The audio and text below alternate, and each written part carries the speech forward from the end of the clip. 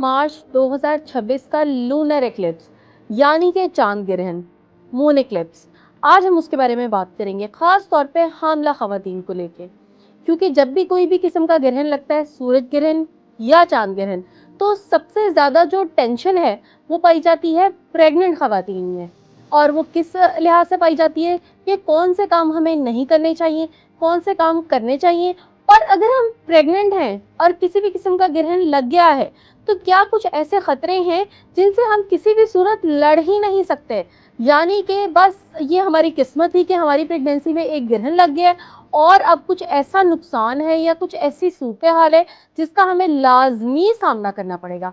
तो आज की इस वीडियो में हम इसके बारे में बात करेंगे और आपको गाइड करेंगे कि अगर आप प्रेग्नेंट हैं और उसी दौरान 3 मार्च 2026 का लूनर एक्लिप्स यानी कि चांद ग्रहण वाकया होता है, तो आपको किस तरह से इसको हैंडल करना है।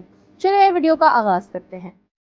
बिस्मिल्लाहिर्रहमानिर्रहीम, अस्सलाम वालेकुम। मेरा नाम डॉक्टर ज़हरा वसी है और अभी हम डिस्कस करने लगे हैं जो हमारा लूनर एक्लिप्स है यानी कि चांद ग्रहण, उसके बारे में।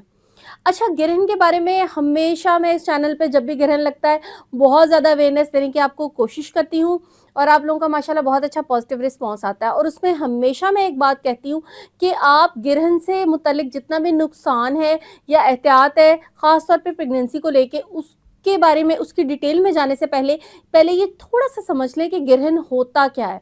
क्योंकि देखिए, जब आपको एक चीज़ की अवेयरनेस होगी, अंडरस्टैंडिंग होगी कि वो चीज़ बेसिकली है क्या, तो आप ये भी समझ सकते हैं कि उसके क्या ड्रॉबैक्स हैं या मुज़र असरात हैं जो आपके ऊपर लाजमी मुरतब हो सकते हैं। अब देखें, जिस तरह हम डेली सोते हैं, रात का वक्त होता है, फिर हम सुबह हो जाती है, उठते हैं, मौसमी तब्दीलियाँ आती हैं, मौसम गर्मा आता है, फिर वो तब्दील होता है, अगला मौसम आता है, फिर अगला आता है। इस तरह हमारे मौसम तब्दील होते हैं, आबो हवा तब्दील होती है, दिन रात तब्दील होती है, ये सारी मौसमी तब्दीलियाँ। तो इसी तरह ग्रहण है। कैसे, मैं आपको बताती हूँ। जैसे हमारा चांद है, सूरज है और ज़मीन है, ये हमारे सियारे हैं। ये अपने अपने मदार में एक फिक्स स्पीड पे घूम रहे हैं। बेसिकली आपको पता है, इतनी साइंस तो आप सबको पता है, माशाल्लाह आप बहुत इंटेलिजेंट है, मेरी ऑडियंस बहुत ज़हीन और बहुत माशाल्लाह से पढ़ी लिखी ऑडियंस है, कि जो चांद है इसके पास अपनी कोई भी रोशनी नहीं होती। चांद की सारी रोशनी कहाँ से आती है? चांद के पास रोशनी आती है सूरज से।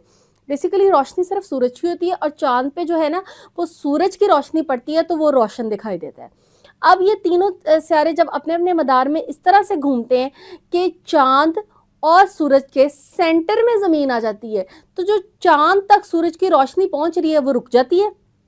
यानी कि चांद सूरज से अपनी रोशनी नहीं ले पाता है और ज़मीन का साया जो है वो चांद पे पड़ता है और चांद हमें काले रंग का नजर आता है, जिसे हम कहते हैं ग्रहण लग गया है। अब अगर आपको ये समझ आ गया तो आपको ये भी समझ आ गया कि ये बिल्कुल एक नॉर्मल सा प्रोसेस है, यानी कि तीनों सितारे अपने अपने मदार में या ऑर्बिट्स में रोटेट करते हैं और करते करते एक ऐसा पॉइंट आ जाता है कि तीनों एक लाइन में सेट हो जाते हैं।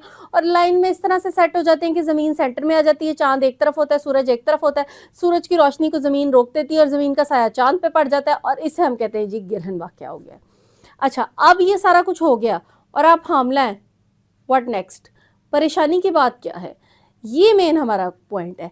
अब देखें, ये जो हमारे सियारे हैं, ये इनके अपने अपने मदार में घूमने से जो भी तरतीब बनी है, उसका देखें बेसिकली आपकी प्रेगनेंसी से क्या लिंक है। आपने अब बहुत सारी चीज़ें सुनी हैं, जैसे मिसाल के तौर पे मैं आपको समझाती हूँ कि जब भी किसी किस्म का ग्रहण लगता है, आपने किसी शार्प चीज़ का इस्तेमाल नहीं करना, जैसे छुरी कांटे का इस्तेमाल नहीं करना, किचन में काम नहीं करना। अगर आप डॉक्टर हैं या सर्जन हैं तो आपने स्कैल्पल का इस्तेमाल नहीं करना। अगर आप दर्जी हैं, टेलरस हैं या टेलर हैं तो आपने कैंची का इस्तेमाल नहीं करना, या कोई भी ऐसी चीज़ जो काटती है आपने उसका इस्तेमाल नहीं करना। वरना क्या होगा, जो आपके पेट में बचा है उसके होंठ कट जाएंगे और उसका तालू कट जाएगा, यानी कि आपके घर होंठ कटा या तालू कटा बच्चा पैदा होगा। अब उसको हम क्या कहते हैं? उसे हम कहते हैं क्लेफ्ट लिप या क्लेफ्ट पैलेट। ये आपने एक बात बहुत ज़्यादा सुनी होगी। फिर आपने एक चीज़ और सुनी होगी कि आपने करवट नहीं लेनी, यानी कि जब तक ग्रहण का टाइम है, हामला औरत ने बिल्कुल सीधा लेटना है। अगर वो करवट बदलेगी तो उसके पेट में जो बच्चा है उसकी हड्डियां टूट जाएंगी। इससे उसकी हड्डियां कमज़ोर होंगी, वो छोटी रह जाएंगी, टूट जाएंगी, हड्डियों का उसको मसला होगा।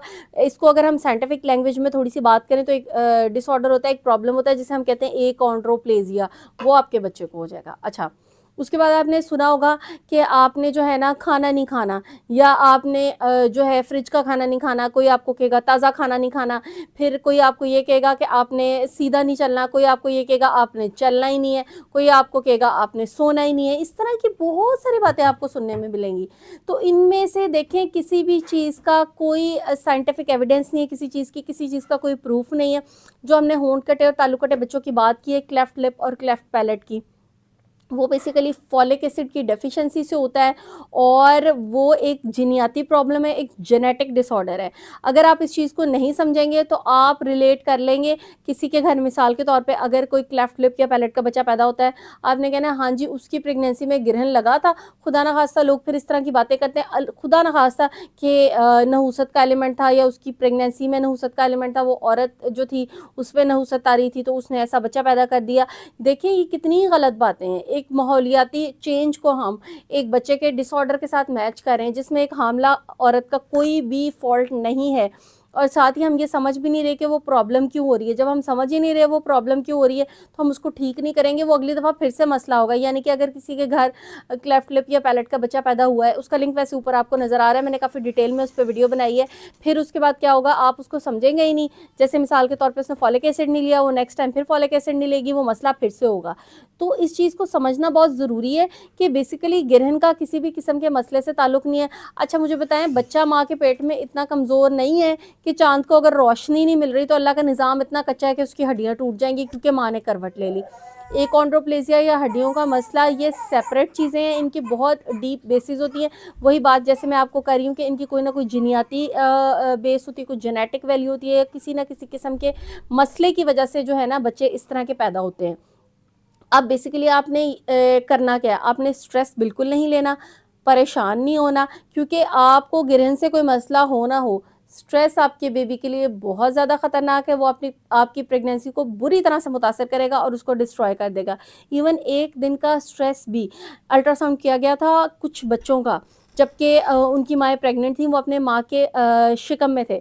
उसमें देखा गया कि जिनकी माएँ खुश थीं वो बच्चे भी अंदर बहुत अच्छा मूव कर रहे थे, हैप्पी बेबीज़, और जिनकी माएँ अफसरदा थीं किसी भी वजह से, वो बच्चे अंदर ऐसे उदास होकर बैठे हुए थे। और कंप्लेन क्या थी माँ की बेसिकली कि मुझे मूवमेंट फील नहीं होती, मुझे हरकत महसूस नहीं होती। तो जो स्ट्रेस है ये आपके बच्चे को बहुत बुरी तरह डैमेज करता है। प्लीज़ किसी भी किस्म का अनड्यू स्ट्रेस ना लें। ये अल्लाह ताला का एक निज़ाम है, ठीक है ग्रहण लग गया, आप प्रेग्नेंट हैं, आप ज़्यादा से ज़्यादा क्या कर सकती हैं, और जो आपको करना चाहिए भी, कि गिरहन अल्लाह ताला की, अल्लाह सुब्हाना ताला की निशानियों में से एक निशानी है। उसका ज़िक्र करें, कलाम पाक की तलावत करें। अल्लाह ताला ने कुरान पाक में बहुत ज़्यादा शिफा रखी है। हमारे प्यारे नबी हज़ूर पाक सल्लल्लाहु अलैहि वसल्लम पे ज़्यादा से ज़्यादा दरूद भेजें। ख़ास तौर पे रमज़ान का महीना है, अपने अक़ीदे को और अपने ईमान को मज़बूत और ताज़ा रखें। अल्लाह ताला की याद के अंदर अपने लिए शफ़ा और अपने लिए रहमत और बरकतें तलाश करें। अपना बहुत सारा ख्याल रखें, किसी किस्म की वहम का शिकार ना हो। फिर भी अगर आपको कोई बात समझ नहीं आ रही तो कमेंट बॉक्स में नीचे लाजमी पूछें, और सबके लिए दुआ करें। जो दुआ सबके लिए की जाती है वो सबसे पहले आपके लिए खुद कबूल होगी। हमें अपनी दुआओं में लाजमी याद रखिएगा। गिरहन से बिल्कुल भी परेशान ना आइएगा। अगर परेशानी हो तो कुरान पाक की तलावत कीजिएगा और रमज़ान की रहमतें और बरकतें समेटिएगा। बहुत शुक्रिया। मैसेज को आगे लाजमी स्प्रेड कीजिएगा। अल्लाह हाफ़िज़।